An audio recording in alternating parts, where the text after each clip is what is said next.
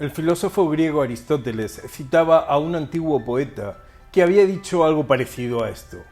Incluso Dios no puede cambiar tu pasado. Es cierto, lo que está hecho, está hecho. Gavrilo Princip disparó al heredero de la corona del Imperio Austrohúngaro en 1914 y provocó la Primera Guerra Mundial. ¿Y si no lo hubiera hecho? ¿Qué hubiera pasado? ¿Qué hubiera pasado también si ninguno de los pasajeros del Titanic hubiera tomado ese barco que estaba destinado a hundirse? Si bien el filósofo tiene razón en cuanto a que el pasado no se puede cambiar, Dios sí puede hacer algunas cosas al respecto. David pecó trágicamente y aunque los resultados de su transgresión fueron muy dolorosos, Dios estuvo dispuesto a perdonar su pasado. Salomón, Manasés, Pablo y otros hicieron cosas terribles, pero Dios perdonó su pasado. Entonces, ¿cómo es tu pasado? Si bien el Señor no va a cambiar lo terrible que haya podido suceder en tu vida, Él está dispuesto a borrar ese pasado y darte un futuro brillante y eterno.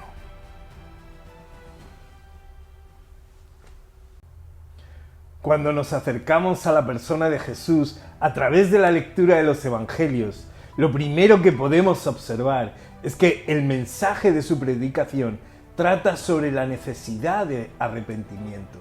En el Evangelio, según San Mateo, Jesús inicia su ministerio proclamando por todo lugar: arrepentíos, porque el reino de los cielos se ha acercado.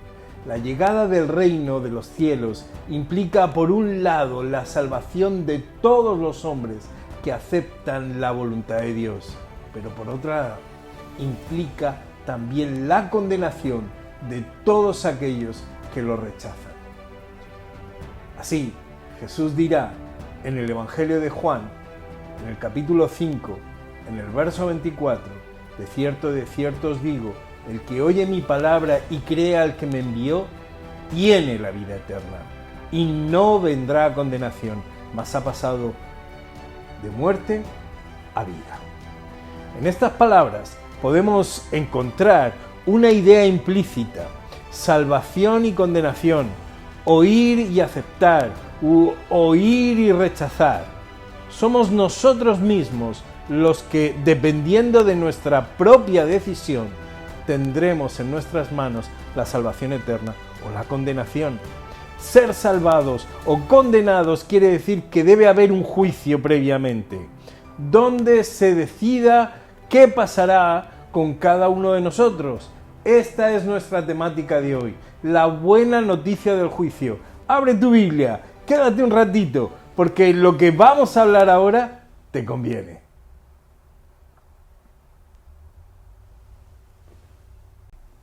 Antes de empezar, una vez más, quiero invitarte a que puedas suscribirte a nuestro programa.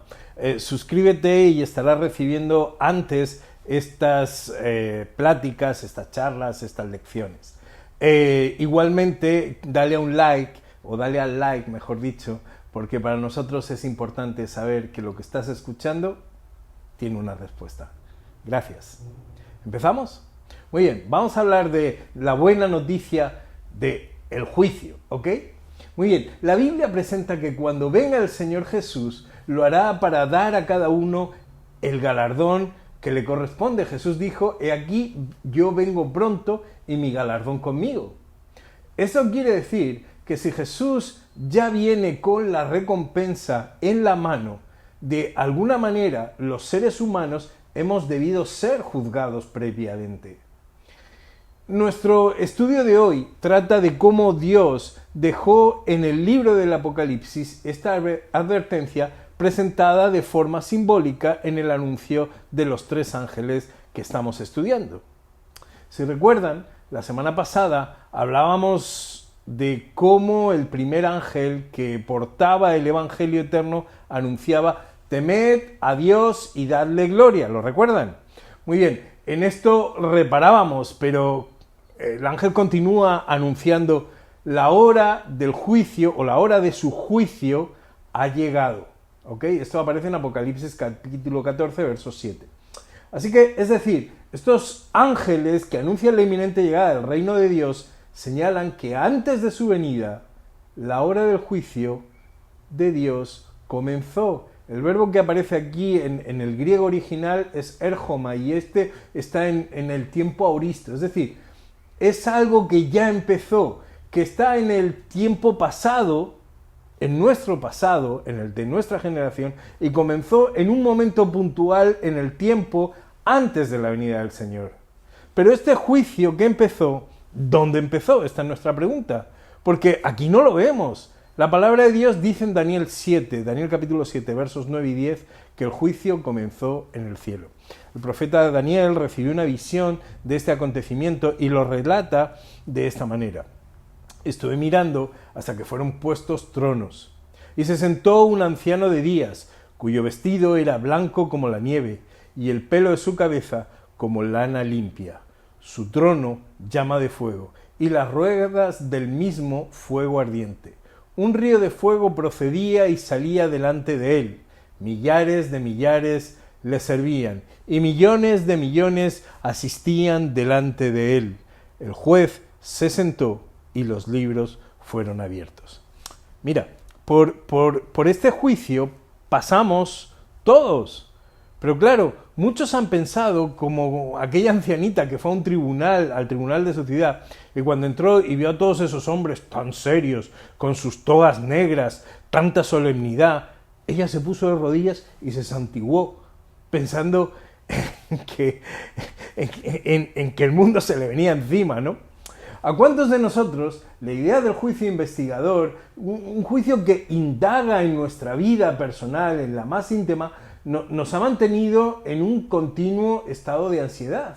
La idea de que Dios examine nuestras vidas para saber si somos salvos o no, nos desespera.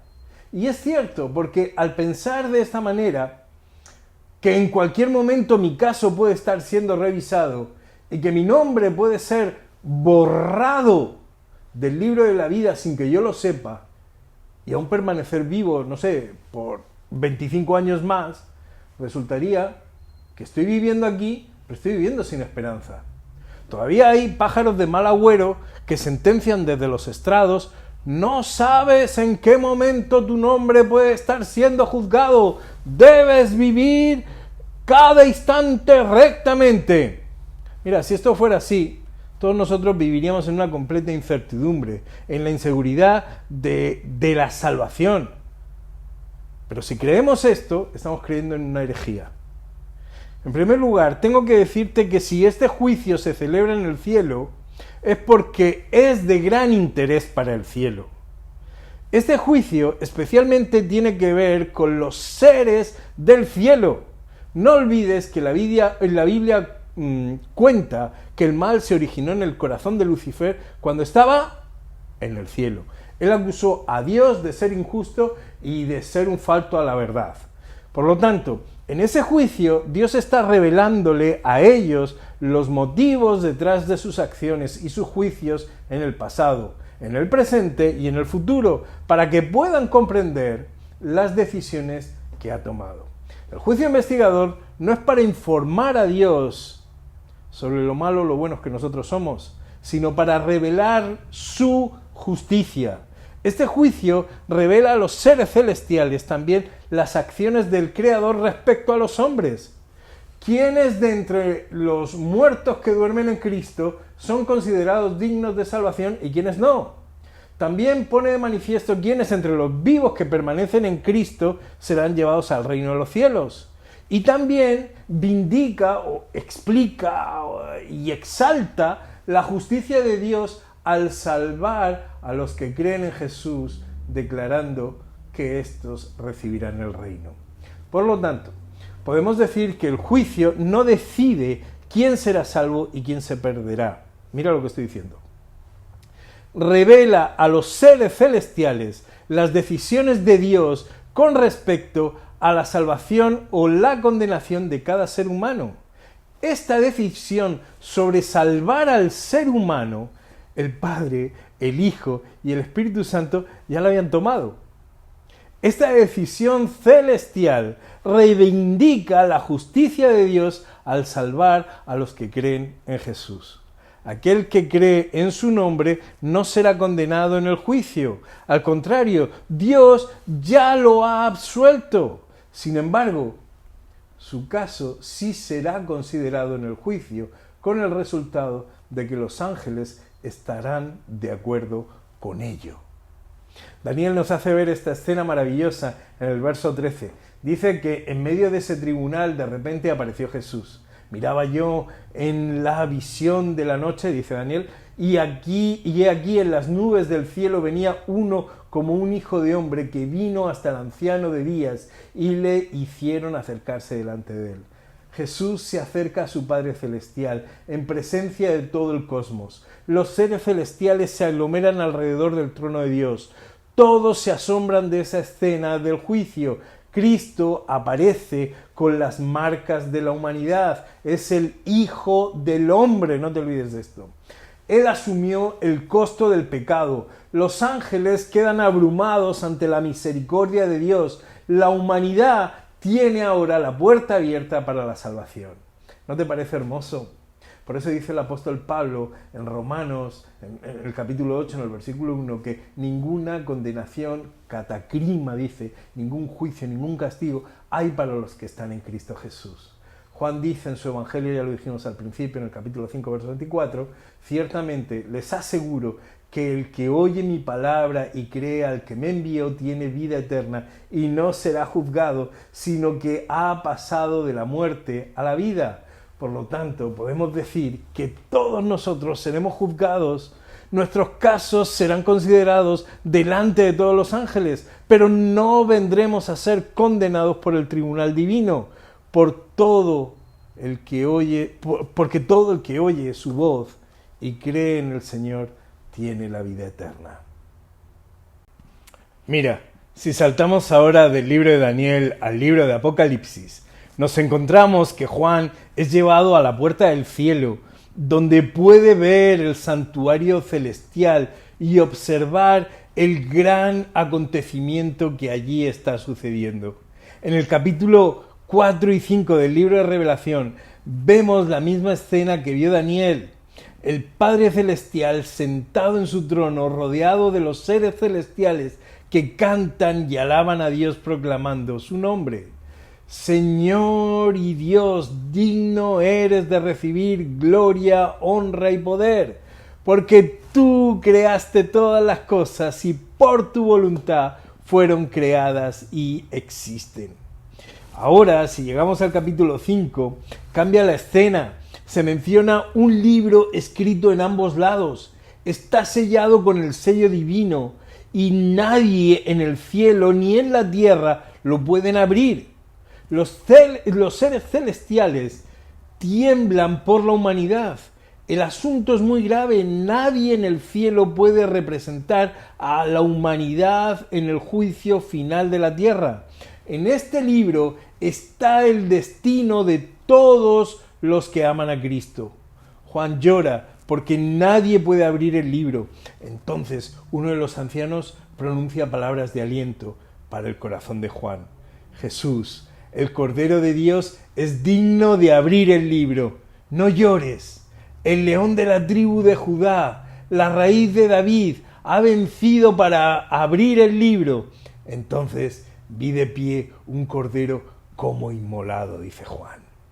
Jesús, el Cordero de Dios, que ha sacrificado su vida, que ha derramado su sangre por la salvación de todos los seres humanos, toma el libro del juicio y lo abre. En el libro está el destino de la humanidad, en 7 sellos. Sin Cristo, la historia del mundo sería un enigma y no tendría finalidad. Estaría en manos de Satanás, pero Jesús venció. Todo el cielo está ahí en alabanza personal. La victoria sobre las tentaciones de Satanás, la muerte en la cruz del Calvario, la resurrección y el ministerio sumo sacerdotal ofrecen salvación para todos los que eligen por fe responder a su gracia. El juicio es una noticia increíblemente buena para el pueblo de Dios. habla del fin del reino del pecado y la liberación del pueblo. Cristo nos representa en el juicio. Su vida perfecta y recta nos cubre, su justicia obra dentro de nosotros para renovarnos. Su gracia nos perdona, nos transforma y nos faculta para caminar en el Espíritu. No tengamos miedo. Jesús nos representa en la corte celestial. Los ángeles cantan de alegría por ello. Jesús ha derrotado a los poderes del mal. El tribunal está a nuestro favor. El propósito del juicio no es descubrir lo malos que somos, sino revelar lo bueno que es Dios. Por eso el apóstol Pablo dice en 2 Corintios 5:10 que es necesario que todos nosotros comparezcamos ante el tribunal de Cristo. ¡Qué bendición aceptar a Jesús en mi vida! Él dice en Hebreos 8:12, porque seré propicio a tus injusticias y nunca más me acordaré de tus pecados y de tus iniquidades. ¿No es maravilloso que podamos estar delante de la presencia de Dios? ¿No es maravilloso que se mencione tu nombre allá en la corte celestial para demostrar el amor de Cristo Jesús por ti y por mí? ¿Sabes? Los ángeles se gozan en esa salvación. Los ángeles quedan convencidos de los designios de Dios. Y el juicio sobre todos aquellos que creen en Cristo Jesús se llena de alegría porque son declarados inocentes por el Cordero de Dios que derramó su sangre por todos nosotros. ¿No quieres tú también vivir con esa seguridad? ¿No quieres vivir tú también con esa tranquilidad? Deja que Jesús obre en tu vida, acepta su salvación y entonces tu juicio será declarado inocente. Que Dios te bendiga.